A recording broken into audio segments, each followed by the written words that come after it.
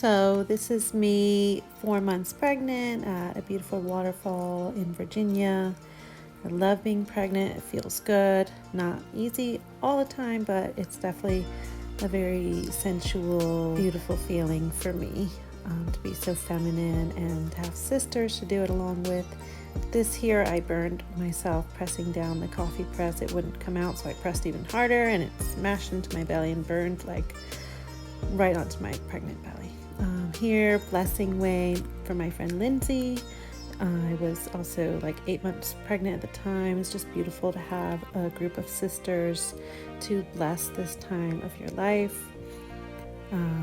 Here, Lindsay and I took photos in the river of our beautiful pregnant bellies and taking the time to immerse in the elements and be connected with nature, getting that nice sunshine on the belly, feeling sexy and sensual and joyful, full of life, bringer of life. What an honor to do this with another sister meaning soul sister. There's her and her dog.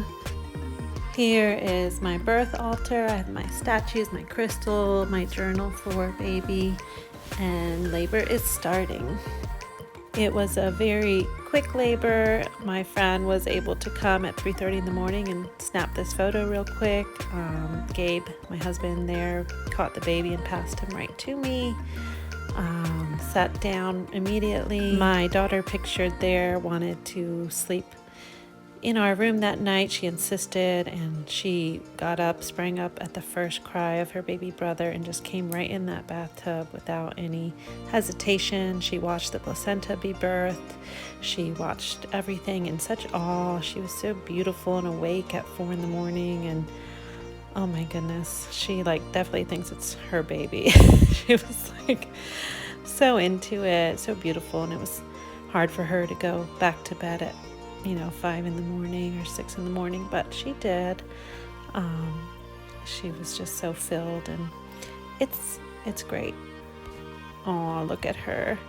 Yeah, it was so special to be in my home. I wasn't sure if I wanted the water birth or not, but having the bath right there with the birth stool that I was leaning over was really just awesome. I didn't have to hold my husband, and he was able to catch the baby, which came out pretty fast, and I was able to sit right in that water right away. We got visitors, we got flowers, we were baking cakes. There's Grandpa, and Grandpa on the other side came as well. There he is. Super sweet to have visitors. We usually wait about a week or two before anyone comes to visit. It's really nice to have that family time, bonding, and not feeling like you need to host or feed other people. And it's hard having visitors, so make sure you're okay with who's coming and when they're coming, and it's okay to take your time. My husband took them all camping and let me have some quiet peace with our new baby, and definitely when I was able to walk and get out, getting in nature and walking and just taking my time with our family and soaking up the beautiful fall colors. So sweet to just have a little munchkin around. My husband's like, what are we gonna do without a baby around? We're just so used to it, and it's so sweet. The kids all want to be involved and help, and it's really great. My son always has had serious looking eyebrows, or just intense eyebrows, and I do need to tell my daughter sometimes that this is my baby and I'm going to do certain things, and she'll just come up and pull him away from me, and I have to be like, no, this is my child. You have to ask, you need to be gentle. And so there's a lot of learning and growing with all of them. So back to my birth. It was the day before he was born, and I was able to clean my whole bathroom, make my birth altar. I burned a big fire outside and burned this small wooden bridge that we had for a while. So it felt very clearing and cleansing day, and I feel like that really helps bring along the letting go process, the birth process.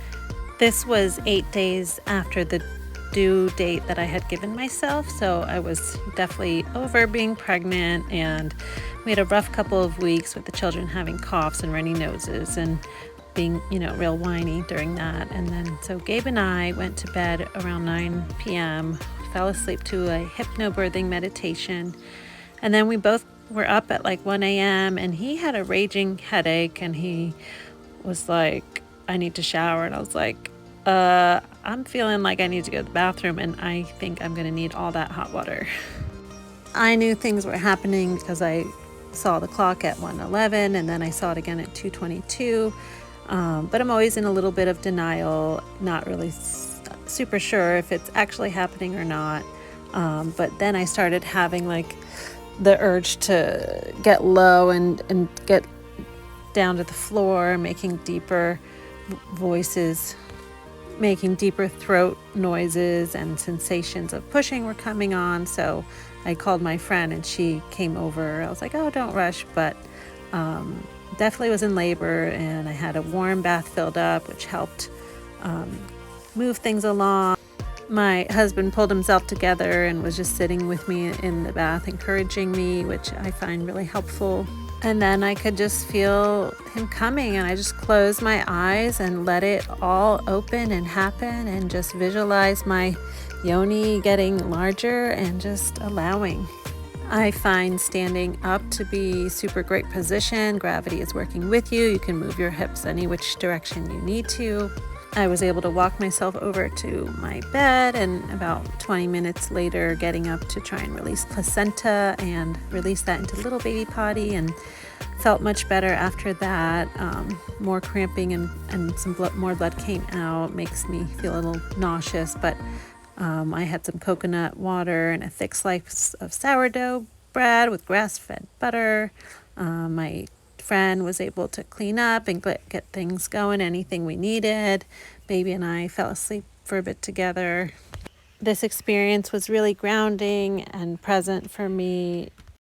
So empowering to free birth. And that's a wrap.